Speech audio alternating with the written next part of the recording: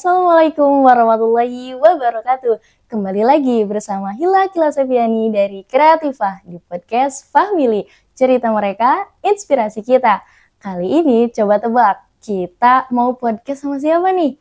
Yang pasti narasumbernya spesial banget karena beliau sudah beberapa kali memasuki pertandingan di kancah nasional dan menyabet banyak sekali juara.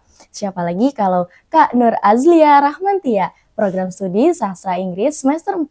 Izinkan saya membacakan juara-juara yang pernah beliau capai. Nah, yang pertama ada juara 2 mahasiswa komite kelas min 50 kg plus 50 kg putih. Nah, yang kedua ada juara 3 UK21 komite min 61 kg putri. Maaf ya Kak kalau misalnya pengucapannya agak salah. Oke. Nah, ini juara-juara tersebut diraih pada ajang UPI Karate Cup V National Open Tournament and Festival sama Gimnasium Universitas Pendidikan Indonesia pada 30 Mei sampai 1 Juni 2025. Langsung aja kita sambut Kak Nur Azlia Rahmantia. Bolehkah disapa teman-temannya dan perkenalan diri lagi? Oke, halo semuanya. Perkenalkan, aku Nur Azlia Rahmantia dari Prodi Sastra Inggris semester 4. Aku di sini ingin sedikit berbagi cerita mengenai perjalanan aku sebagai atlet karate. Terima kasih. Oke Kak, senang banget ya rasanya Kakak bisa hadir di sini sama tim Kreatifah untuk kita tanya-tanya nih yang pastinya bukan cuma sibuk kuliah tapi juga aktif sebagai atlet karate. Yang kemarin baru aja juara di UPI ya Kak kalau nggak salah. Boleh diceritain nggak itu ajang apa sih Kak? Jadi sebelumnya kita memang sudah merencanakan untuk mengikuti kejuaraan yang ini karena bisa dibilang kejuaraan ini di tingkat nasional ya, bergengsi ya. Betul. Diadakan juga oleh UPI. Itu sebenarnya jatuhnya kita mendapat invitasi karena sebelumnya Karate Win sempat agak redup. Agak mogok. Iya, jadi makanya ketika dapat invitasi ini kita langsung turun aja. Oke. Iya. Kayak ada paksaan gitu nggak sih Kak sama? Tidak ada. Oh tidak ada. Kita semua di Karate Club ini tidak ada memaksa. Jadi benar-benar kita mastiin anak-anaknya itu mau. Betul. Oke. Jadi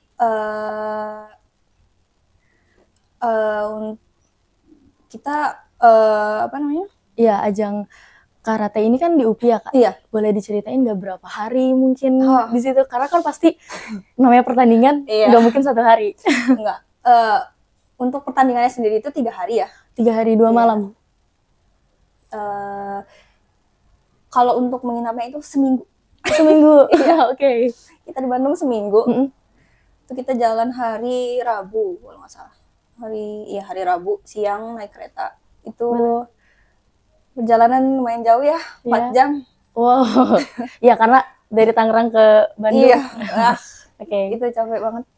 Itu sampai tempat nginap, kita istirahat. Besoknya itu kita tidak ada free time. Kita langsung latihan. Langsung latihan. Iya, kita jogging bareng-bareng, sarapan. Ya, seperti biasa lah. Oke, pasti nggak mudah nih Kak untuk kita bisa masuk ke pertandingan tingkat nasional ini apalagi ya. Sebelumnya itu emang ada latihan yang sangat keras pastinya. Nah, boleh diceritain nggak Kak? Karena sebagai atlet yang saya tahu nih, itu pasti berat banget Kak. Kita harus setiap hari lari berapa puluh putaran. Boleh diceritain nggak Kak? Jadi aku sendiri untuk yang persiapan UPI ini 3 bulan. 3 bulan? 3 bulan. Oke. Itu aku 3 bulan latihan itu bisa 4-6 kali seminggu. Wow. Terus selain latihan karate itu, aku tambah juga dengan nge-gym ya. Nge-gym juga? Iya, karena aku harus training fisik. Iya, fisik. Selain fisik juga agility ya, kecepatan. Oke. Iya. Jadi itu benar-benar proses yang lama dan berat. 3 bulan untuk 3 hari? Iya, 3 bulan 3 hari. Pernah ada penyesalan nggak sih Kak kayak, apa ya, kenapa aku harus kayak desperate gitu Kak pas latihan gitu, pernah nggak sih? Sejauh ini aku nggak pernah ngerasa desperate ya, karena aku sangat menikmati sendiri. Aku memang orangnya gila olahraga. Wah, kayak udah half life gitu ya Kak, udah separuh hidupnya. hobi. Hobi banget. Nah, karena kan mengingat Kakak juga perempuan ya, mungkin agak menarik, kita sebutnya menarik aja karena perempuan yang suka sama olahraga, apalagi olahraganya ini adalah bela diri. Itu ada dari orang tua ada larangan nggak sih Kak? Untuk awal-awal ada ya, karena kan khawatir ya. Betul. Udah gitu kalau tiap latihan itu kan pulangnya malam, bisa jam 10, jam 11. Cuma untungnya orang tua aku itu sangat mendukung. Oh, mendukung penuh gitu? Iya. Untuk prestasi juga? Iya, bahkan bunda aku itu sampai bilang latihan yang keras biar bisa ikut kejuaraan PON. Oh iya, PON. Ya. Yang tiap tahun rutin ya Kak? Jadi aku juga mengusahakan, dan karena aku memang juga suka ya, jadi aku ingin itu jadi goals lah. Karena enak banget ya kalau hobi kita apalagi didukung sama orang tua. Karena sedikit cerita juga ya Kak, dulu aku sempat jadi atlet juga di silat. Nah cuma ada accident, jadi kena cedera gitu. Nah sampai aku tuh nggak diizinin untuk latihan lagi. Bajunya kayak seragamnya itu sampai diumpetin. Cuma karena emang udah hobi ya Kak, gimana lagi sih? Kita bakal maksain gitu. Kalau Kakak pernah nggak, misal nih, aku pengen nanya aja, misal Kakak sampai dilarang gitu sama orang tua, apakah akan melakukan hal yang sama meskipun itu nggak boleh dicontoh ya teman-teman? Itu apakah Kakak akan bersikuku untuk tetap latihan karena ini passion aku gitu, separuh hidupku, asik. Kalau aku sih gas aja. Karena karate udah mendarah daging gitu ya. Bahkan teman-teman aku di kelas itu ngejulukin aku karate. Aku dipanggilnya karate. Karate, Azlia karate? Enggak, langsung aja karate. Gitu. Halo karate gitu.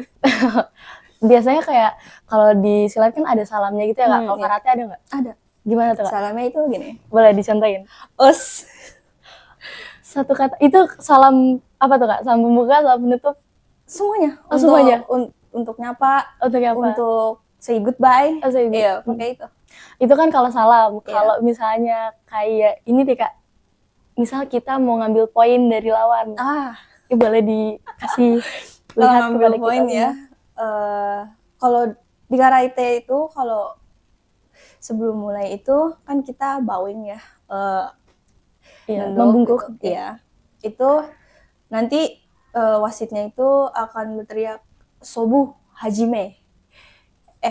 Sobu hajime itu artinya start gitu. Nah kalau untuk diberhentikan itu yame, yang dimana itu bahasa Jepang artinya kan stop ya. Nah kalau untuk poin sendiri, kalau misalnya dapat poin 1, itu sebutannya yuko. Kalau untuk poin 2 itu waza-ari. Kalau poin 3 itu ippon. Itu poin tertinggi? Iya, poin tertinggi 3. Gimana caranya biar kita bisa dapat poin ippon itu? Kalau untuk ippon itu dia biasanya itu pakai tendangan. Tapi tendangannya mendarat perfect di kepala. Wah, namanya tendangan apa itu Kak? Itu kalau nggak salah itu mawashi jeri. Wow. Iya. Namanya Jepang semua ya Kak? Iya. Karena dari karate dari Jepang. Kalau misalnya dari tangan gitu, ini Kak, mungkin sedikit ini dulu, kan ada karate, ada taekwondo. Iya. Boleh kasih tahu ke kita dulu nggak sih Kak, buat yang nggak tahu perbedaan karate dan taekwondo? Sebelumnya kalau karate itu pertama berasal dari Jepang. Betul. Kalau taekwondo itu dari Korea. Nah kalau karate itu dia serangannya itu fokus ke semuanya. Jadi mulai dari tangan, bantingan, tendangan itu kita pakai semua. Oke. Kalau taekwondo yang aku tahu ya, maaf kalau salah, itu dia fokusnya kaki. Kaki. Iya. Jadi ketika dia bertanding, yang aktif itu kaki yang nyerang. Oke. Kalau kakak di karate ini udah pasti ada tingkatannya. Sabuknya udah sabuk apa nih? Aku sabuk biru. Sabuk biru tuh gimana? Jadi di karate itu ada tingkatan ya, namanya Q. Q. Iya, Q. Nah, kalau di Jepang itu angka besar itu justru yang paling kecil. Jadi sabuk putih itu kan Q10. Nah, semakin kalau kamu rutin ujian itu, nanti dia Q-nya naik. Jadi kalau aku nih sekarang Q5. Wah, udah setengah nih, Kak? Iya. Setengah perjalanan. Nanti ini aku akhir Juli ujian. Ujian. Sabuk coklat. Wah. Iya. Untuk jangka dari sabuk per sabuk itu UKT-nya ya? Iya, UKT. Ya, UKT-nya berapa lama tuh, Kak? Setahun itu 2 kali ya. Jaraknya 6 bulan. 6 bulan. Iya. Dan itu wajib UKT? Kalau aku sih aku wajib. Oke. Iya. Tapi kalau semisal tidak ikut pun ya nggak apa-apa, bisa selanjutnya lagi. Cuma ya itu nunggunya 6 bulan. 6 bulan. Iya. Pernah nggak sih Kak dalam pertandingan atau mungkin dalam latihan sendiri kakak ada kena cedera sampai yang kayak nggak bisa ikut latihan lagi gitu? Sejauh ini cedera sampai parah gitu belum pernah ya. Iya. Tapi baru aja kemarin itu aku mau istirahat kan niatnya, melurusin kaki. Cuma ini nggak tahu kena apanya di belakang lutut jadinya sakit. Oh, tapi untungnya sih aku bisa handle lah. Bisa melanjutkan pertandingan. Iya. Oke. Kalau cedera kan tidak ya Kak? Iya. Tapi kalau nyederain orang, biasanya kan kalau nggak kita yang cedera, kita yang nyederain orang. Itu gimana Kak? Pernah nggak? Pernah sih. Gimana tuh, boleh diceritain nggak? Aku apa ya? Kan kalau di karate itu kita fokusnya adalah kontrol. Oh iya. Karena kita nggak boleh lepas ya yang sampai nyerang beneran. Atau, nah aku lagi latihan itu pernah kelepasan, jadi ya nggak sengaja nonjok sampai memar lah. Oh gitu. Tapi nggak sampai fatal juga sih? Enggak. Oh nggak sampai patah-patah atau pingsan? Kayaknya aku bakal ngerasa bersalah seumur hidup kalau kayak gitu. Oke. Mungkin ada nggak sih Kak pertandingan paling mengesankan gitu bagi kakak, dan itu kenapa?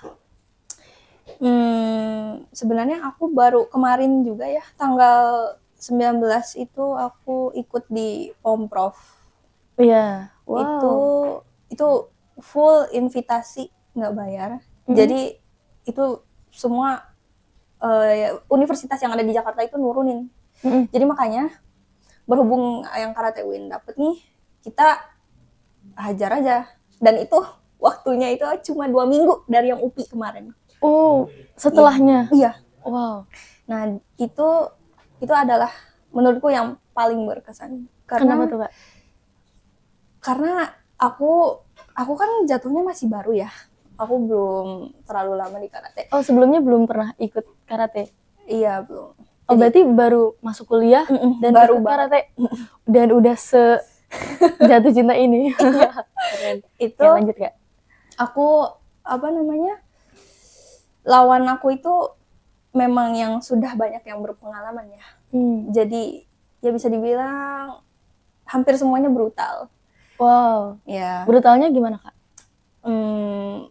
Dari cara gerak, dari cara memojokkan gitu, itu brutal. Karena lawan aku memang yang mahasiswa khusus atlet gitu ya. Nah itu kemarin jujur aja aku kalah ya. Karena memang aku memang sebenarnya optimis. Cuma ya gimana ya? Tapi aku berjuang mati-matian buat dapet poin gitu. Justru itu yang paling berkesan ya Kak. Iya. Oke, karena kembali lagi sama tentang pertandingan nih Kak. Yang kita tahu pertandingan apalagi tentang bela diri itu di silat sendiri itu biayanya nggak kecil. Di atas 200 lebih lah untuk tanding pemasalan. Nah, kalau karate apakah harganya sama? Boleh di-spill dong, apalagi yang tingkat nasional. Iya, kemarin itu yang aku ikutin itu yang itu harganya 350. Itu untuk Per tanding per orang. orang? Iya. Oke. Tapi karena kita ngeluarin tim, jadinya kan ada biaya tambahan lagi ya, biaya tambahan tim. Nah itu bareng-bareng lah. Itu biaya tim itu sama 350 juga. Wow. Iya. Oke. Iya. Dan kalau boleh tahu nih Kak, apakah Kakak kan dinaungi sama organisasi apa kalau tahu? Forsa, Federasi Olahraga Mahasiswa. Oke, itu UKM di UIN ya teman-teman. Nah mungkin dari Forsa sendiri atau mungkin dari universitas sendiri pernah nggak kayak lepas gitu, nggak ngasih dana mungkin atau gimana, dan kayak sampai kita harus patungan atau mengeluarkan uang sendiri gitu untuk pertandingan ini? Jadi kalau Forsa ini dia sistemnya apa ya namanya sebutannya, reimburse kalau nggak salah. Jadi kita pakai duit kita dulu nih, baru nanti belakangannya diturunin dananya. Oke. Iya. Iya, berarti Kakak juga ngejar nasional sama ini kan karena ada SAA kalau boleh tahu ya. Apakah Kakak mengejar SAA ini? Iya, aku ngejar. Oke, tahun kemarin apa dapet nggak Kak? Tahun kemarin aku juga dapet. Oke, Alhamdulillah ya. boleh diceritain nggak Jawa? Jadi teman-teman, SAA itu adalah apa ya? Kayak awarding untuk mahasiswa UIN ya Kak? Betul. Iya, betul.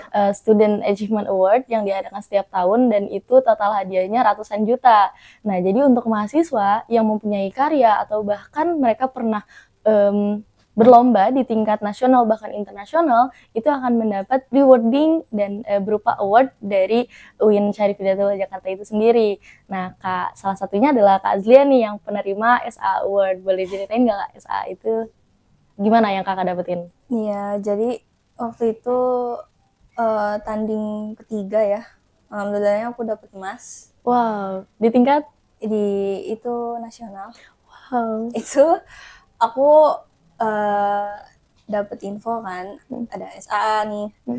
Ya aku mengajukan, coba, dan aku nggak expect kalau dapet keterima. Itu SAA itu benar-benar sangat membantu juga, mampangin ya siapa aja nih yang bisa dibilang berprestasi semua gitu. Iya, jadi makanya SAA itu adalah suatu kehormatan sekali buat aku. Apalagi untuk mahasiswa UIN ya, kayak itu sebuah privilege banget sih. Iya, itu keren sih.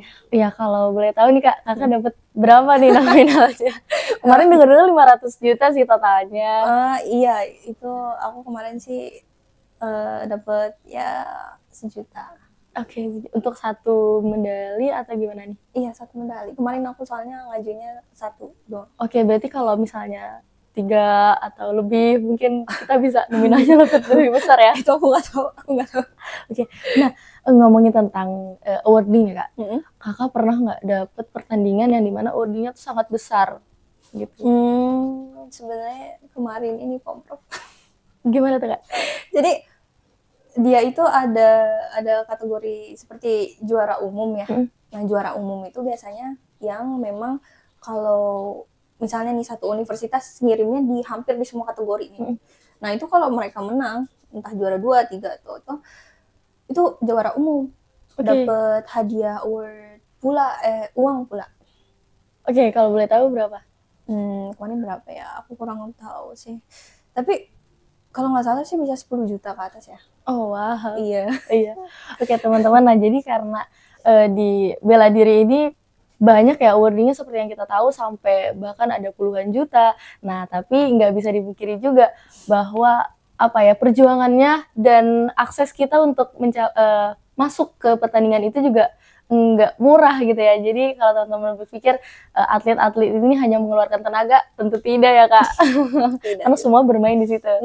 Pernah nggak ada titik di mana Kakak tuh merasa sulit banget, kayak entah itu kuliah sama kesibukan di atlet, karena kan kuliah ini kita juga hadir di situ, tenaga juga dibutuhkan selain otak gitu ya Kak. Pernah nggak Kak capek gitu sama jadi atlet? Iya, capek sih banget ya. Hmm. Karena juga kemarin tugas itu lumayan berat. Terus alhamdulillahnya sih kemarin ketika tanding itu tidak bentrok sama UAS atau UTS ya. Cuma ketika bertanding itu pula aku tetap belajar. Oke. Karena gimana ya? Pada akhirnya kuliah itu nomor 1. Iya. Ada. Oke, sekarang kita masuk ke tips nih Kak. Kalau aku mungkin karena kita lagi bahas bela diri. Kakak ada tips gak kalau misalnya kita lagi merasa terancam, situasinya terancam nih Kak. Ada apa nih? Ada cowok yang catcalling. Atau misalnya kita ada apa gitu lah. Kakak punya tips untuk para perempuan khususnya yang pastinya gimana? Tips dari aku itu kalau misal ada yang macam-macam nggak usah ragu, hajar aja. Gimana tuh Kak? Boleh dicontohin dong. Kita karate pasti pengen tahu nih. Karate ini kayak gimana nih Kak gerakannya? Mungkin 5 atau 4 gerakan deh. 5 atau 4 gerakan? Oh my god. Boleh. Gimana ya? Oke, di situ Kak. Jadi kalau apa? Kalau untuk Kak kameramen aman nggak? Oke, kita setting dulu Kak. Oke, kita arahkan dulu. Gimana nih Kak? Kalau untuk serangan tangan, itu ada namanya kizame. Agak majuan boleh Kak? Nah, ada namanya kizamesuki. Ya. Gimana tuh Kak? Jadi kalau kizamesuki itu, ini kan kita kuda-kuda ya. Oke. Nah, yang kizame itu yang tangan kiri, yang lepas. Jadi kayak takut. Oke Kak, gak apa-apa. Kita mundurin dikit. Oke. Iya, jadi aku agak takut juga ya. Jadi ini karena aku kebiasaan tanding ya. Jadi kizame-nya tuh kayak gini. Gitu. Itu kalau misalnya apa tuh Kak situasinya? Itu kalau misalnya nih lawannya lagi lengah. Jadi kita pakai tangan yang lebih dekat sama lawannya buat bikin ledakan gitu. Oke, itu kita harus teriak untuk ngambil poin. Iya, teriak itu wajib ya guys di karate. Karena kalau nggak teriak, nggak akan diambil poinnya sama wasit. Oke, itu berarti serangan andalan Kakak. Iya. Oke. Jujur aja aku pakai tangan kiri terus. Oke. Kenapa nggak kanan Kak? Karena kalau kanan, misal nih di sini ada lawan, dia itu harus lebih jauh. Putar badan dulu. Iya, jadi harus jauh gitu. Keren banget sih. Keren banget ya teman-teman. Oke. Wah. Aku sangat takjub banget. Terima kasih sudah menunjukkan kepada kita super powerfulnya karate nih. Oke, itu berarti kalau namanya apa? Mohon apa? Kalau yang sebelah kiri tadi kizamesuki, kalau yang sebelah kanan itu gyakutsuki. Oke. Wah, ini keren banget nih Kak. Kayak sekali lagi aku mungkin mau minta tips nih Kak. Kalau kita lagi-lagi dalam keadaan terancam, misal suka ada tuh Kak yang kena penjamretan gitu. Nah, misalnya posisinya kita lagi kayak mau mempertahankan nih Kak, tapi takut ada ancaman kayak dikasih senjata gitu. Gimana Kak kalau di karate? Sejujurnya aku belum pernah praktekin ini ke real life karena alhamdulillah tidak ada seperti itu. Semoga nggak pernah. Oke. Tapi menurut aku ya, kalau misal kita lagi mau tarik-tarikan nih sama maling, lebih baik nyerangnya tuh pakai kaki. Iya, karena kaki itu kan jangkauannya panjang ya. Iya. Jadi kayak Oke. Kayak gitu. Oke, wow, keren banget. Karena kalau pakai tangan risikonya lebih banyak kan, kayak mentah ntar di gorok atau apa. Oke, berarti langsung aja pakai kaki ya Kak? Iya. Oke, siap. Wah, keren banget sih Kak. Pernah nggak ada situasi di mana Kakak tuh, kayaknya pasti dong, kayak kita merasa bangga sekali, proud of me gitu sebagai anak karate. Sejujurnya aku bangga banget ya, bangganya yang berlebihan gitu. Gimana tuh Kak? Sepanjang jalan. Kan aku apa ya, postur aku kan tegak banget ya. Iya, betul. Jadi kalau pas jalan kayak keren banget gue. Asik. Kayak tengil-tengil tapi kayak Oh, gue pantes sih, Iya. Tengil juga. Iya, itu emang udah karakter aku kayak gitu. Oke. Teman-teman aku tahu. Makanya teman-teman menjuluki karate. Iya. Oke. Kakak ada ini nggak apa ya? Lebih ke motivasi buat teman-teman yang mau jadi atlet, entah itu atlet karate, taekwondo atau silat sendiri, bahkan ada tips and trick biar bisa nih kayak kakak berkancah di tingkat nasional. Jadi begini ya, sejujurnya aku karate baru ya. Aku sabuk putih itu semester 1. Tapi sekarang udah setengahnya nih. Iya. Keren. Jadi jujur aja ketika aku masuk karate UIN ini, teman-teman aku udah sabuk coklat, sabuk hitam. Jujur aja di situ aku sempat minder ya, karena ya gimana sih sabuk putih gitu. Tapi supaya aku bisa mencapai itu semua adalah pede. Pede. Iya, harus pede. Karena kalau tidak pede itu akan sulit untuk kita sendiri. Misal kita memang suka nih, tapi nggak pede, itu nggak akan keluar semuanya tenaganya itu, nggak akan keluar. Oke. Kakak pengen gak sih Kak ada impian untuk tanding di internasional atau di SEA Games bahkan? Ada target nggak dalam waktu dekat ini Kak? Target untuk waktu dekat ini sih belum ada, tapi paling nanti akhir tahun ya. Akhir tahun kenapa tuh Kak? Ada tanding mungkin. Boleh diceritain tandingnya di mana? Apa gitu? Untuk itu aku belum tahu. Oke. Tapi kira-kira akhir tahun itu. Tapi untuk goals aku sendiri itu, aku pengen banget ngewakilin karate di WKF. Apa itu WKF? World Karate Federation. Jadi itu tandingnya mewakili negara jatuhnya. Oh, jadi atlet nasional untuk iya. di internasional. Oke, semoga tercapai ya Kak Amin. impiannya. Teman-teman doain juga Kak Azlia untuk bisa berkarir di tingkat selanjutnya. Amin. Oke, makasih banyak ya Kak udah banyak cerita dan udah dipraktekin juga tadi. Oke, keren banget. Aku merasa kayak termotivasi juga.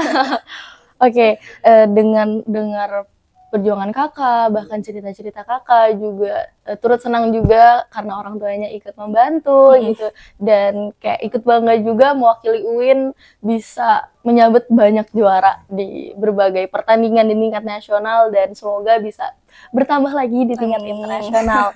Nah, semoga sukses selalu dan semoga terus mengharumkan nama UIN Syarif Hidayatullah Jakarta kita tercinta dan Fakultas Arabi Humaniora ini pastinya, dan sama nama kakak sendiri otomatis bersama keluarga sih Kak. Nah, sebelum kita menutup, kakak ada nggak sedikit kata-kata untuk apa ya, hari inilah untuk memotivasi teman-teman, entah itu di bidang bela diri atau dalam hal balancing di dunia kuliah dan atletik gitu Kak. Oke, semuanya. Aku tahu ya kuliah itu lelah, terus sambilan juga jalanin hobi atau ya sampingan jadi atlet itu berat, tapi memang kita itu wajib balancing ya. Jadi tetap semangat semuanya, karena dengan semangat dan percaya diri itu kita bisa. Oke, sampai di penghujung obrolan kita. Makasih banyak Kak udah menyempatkan waktu sekali lagi. Oke, mengingat kata-kata Kak Azlia, tetap semangat dan percaya diri. Semangat dan percaya diri. Nah, buat Fahmili, semoga obrolan kita hari ini dapat menjadi inspirasi bahwa selain kuliah, kita juga tetap bisa aktif dan produktif. Nah, semoga kisah ini sekali lagi bisa menginspirasi dan memotivasi teman-teman untuk terus berkarya, produktif, dan tetap berkarir di tingkat nasional bahkan di internasional dan mengharumkan nama UIN Syarif Hidayatullah Jakarta. Nah, jangan lupa like, comment, share, and subscribe. Sampai jumpa di episode selanjutnya Podcast Family, cerita mereka, inspirasi kita. Assalamualaikum warahmatullahi wabarakatuh. Makasih banyak Kak.